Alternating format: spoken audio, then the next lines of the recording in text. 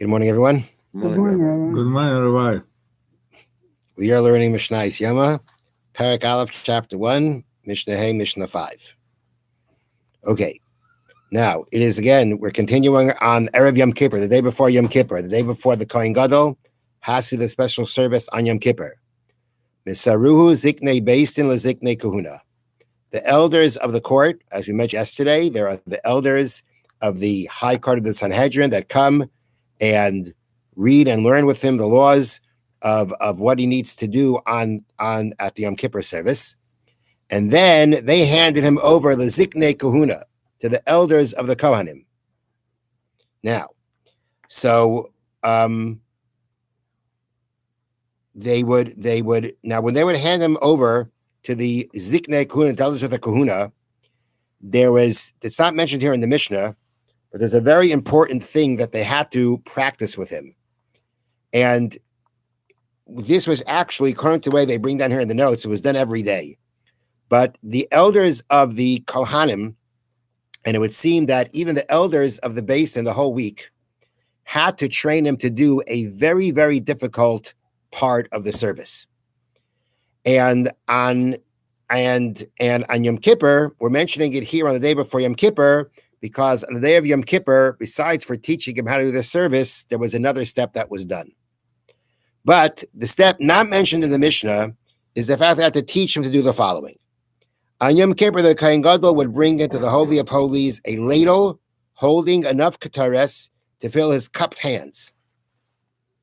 At some point, he has to fill his cupped hands with katares. He walks into, and this is going to be done in the Kodesh HaKadoshim, in the Holy of Holies, in that section of the Beis HaMikdash, where the Aron is, where the Ark is. Now, he has to walk in with a ladle, a big spoon, that is piled up with that amount of incense, of katares, that he has to then put into his cupped hands. In one hand, he has that ladle, and in the other hand, a shovel of burning coals on which to burn that katares. Okay, so he walks in with a ladle full of incense and a shovel full of hot coals. Now, he would place the shovel on the floor of the Holy of Holies, puts that down, and he would then transfer the katares from the ladle into his cupped hands without dropping any of it. Okay, he's got to transfer it from the ladle into his cupped hands, right? Now, he has the ladle in one hand. He has one free hand, but he has another hand with the ladle in it. But he has to transfer the ladle. He has to transfer it from the ladle into both his hands. He only has one free hand. Okay? This was very difficult to do, since he would have to hold both hands together to fill them with katares, which meant that he did not have a free hand with which to pour the katares. There was no one else there. Okay, so what did he do? What he did instead was to hold the ladle in his teeth or with his fingertips and carefully tilt it back with his thumbs, thereby transferring the katares into his cupped hands. This was one of the most difficult temple services to perform. Surprised?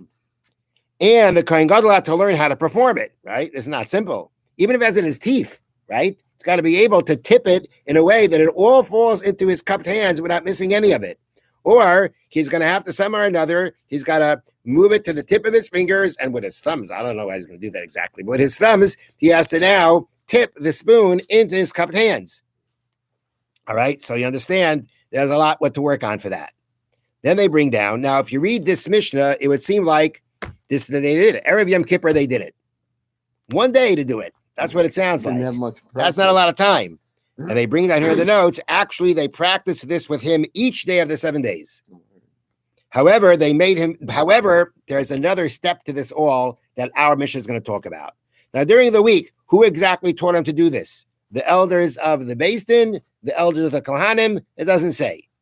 But on the day of Erev Yom Kippur, it's the elders of the Kohanim that are doing it, which means maybe every day they did it. But here, but there's an extra step going on here. There's something more going on here when we mention this whole process here. So the process begins or actually the process is going to be that the elders of the Beis Din are going to hand him over to the elders of the Kohanim. Now, and they're teaching him again, practicing him again, how to get the Ketores into his cupped hands. Next, the Elul Aliyas Beis Avtinas. Then they brought him to a upper chamber in the courtyard of the Beis Hamikdash, and this upper chamber was called Beis Avtinas, the house of Avtinas. It was called Beis Avtinas because the family of Avtinas, I believe it was, the family of Avtinas or Kohanim, they were in charge of pounding and mixing the Ketores and would do their work in this chamber. This is where they did it. So they take him to the chamber where the Ketores is made and held. The Hishbi'uhu, they made him swear. They made him make an oath. The Niftaru, they departed, which means they asked permission to leave. And they right away left. They made him swear. They asked permission to leave, and they left in a hurry. Why? Because of what's going to happen as the Mishnah continues.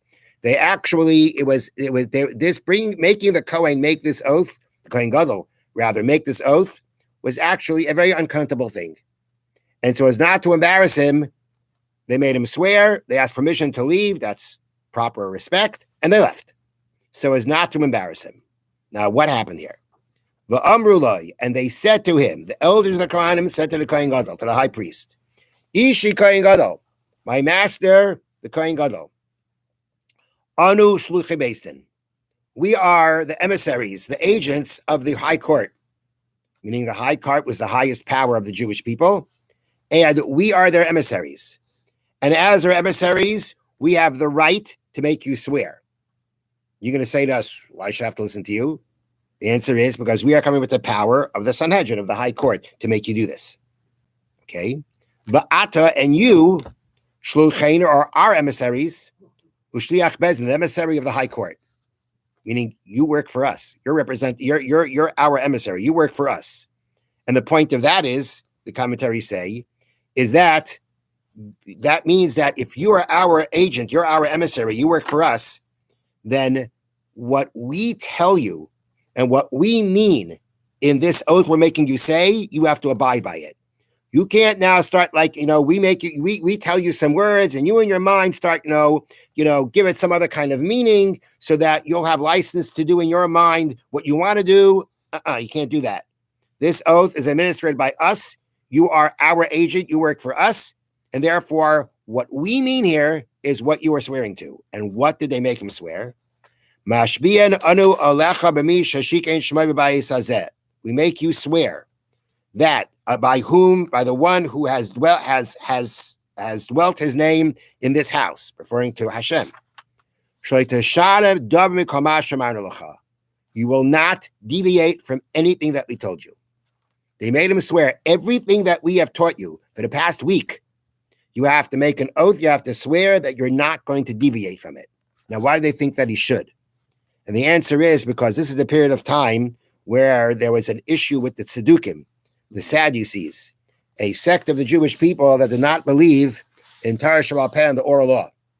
They interpreted the Torah in their way.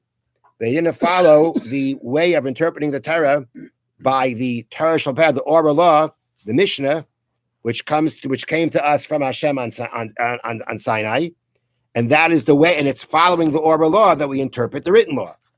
But the Tzaddukim didn't believe in that, and therefore they made their own interpretations, and that became this, and Yom Kippur was one of the classic points of contention. The contention was like this: the Tzaddukim looked in the Torah, and according to the way they interpreted, they said like this. They said that the Kohen Gadol, when we talked about the Ketores, he burns the Ketores. He has a shovel of hot coals in one hand. He puts it down. He takes the Ketores, puts it in his cupped hands, then puts it onto the coals, and the incense begins burning. The smoke comes up, and that's supposed to now be brought into the Holy of Holies. Now, according to Tzaddukim, you basically burn the Ketores on the coals before you enter the Holy of Holies. That's how they interpreted what the Torah said. But Torah Sheba'al Peh tells us, based on how to interpret different verses when discussing the service of Yom Kippur, that actually no, you do all that inside the Holy of Holies. Inside the Holy of Holies, you bring the shovel and the ketores, and it's in there that you put the ketores onto the shovel, and it's inside already there. You do all that, and then the smoke of the ketores goes up. So the Tzedukim say to do it outside, and then after the smoke is already now going, that's when you're bringing into the Holy of Holies. According to the true way, which is the way of Torah Shabbat, the oral law, you do that inside. You don't have it burning and then bring it in. You burn it inside. And this was what they made him swear about. They made him swear to us, you're going to do this. Now, why did they make him swear? Why do they have to make him swear? The answer is because the Torah says that when the Kohen Gadol is in the Holy of Holies, there's no one else in the whole Beis Hamikdash. The whole place is empty. There's no one else allowed to be there in the whole building other than him. So no one knows what he's going to do. It's only between him and Hashem. So they made him swear, which the Tzedukim believed in. They made him swear that you're going to follow exactly what we told you. Okay? And after they did that, they asked permission to leave and they left in a hurry. Why? Because who parish Boicha? After they made him swear, he would parish. That would mean he would turn aside and he would cry. Because they suspected him of being tzeduki. That was very difficult, to be suspected of that kind of serious thing.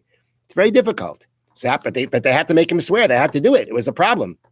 So he would turn aside and cry. The Hain Parashan Beichen, and at the same time that they left right away, they also turned aside and cried. As they left, they cried because. The Talmud, this is the way the Breton brings down. The Talmud says that if you suspect somebody of a wrongdoing and you suspected him wrongly, it's a very serious thing. It's very serious. And therefore, simply put, it would seem that they suspected him and they felt bad about it. Even if it's not true, they had to suspect him. They had to make him make the oath. They basically were suspecting him. And that was difficult for them too. And therefore, but they right away left. They didn't hang around. They right away left because he was going to cry, which could be embarrassing. He was being suspect, and he's very hurt because of it. And at the same time, they were hurt over the fact that they did it. Now it's interesting. They bring down in the notes from the Tiferes Yisrael the following, and it's a little bit different than what I understand a little bit differently than what I just said. They had to do this. They had to do it. It wasn't an option. The situation called for doing it.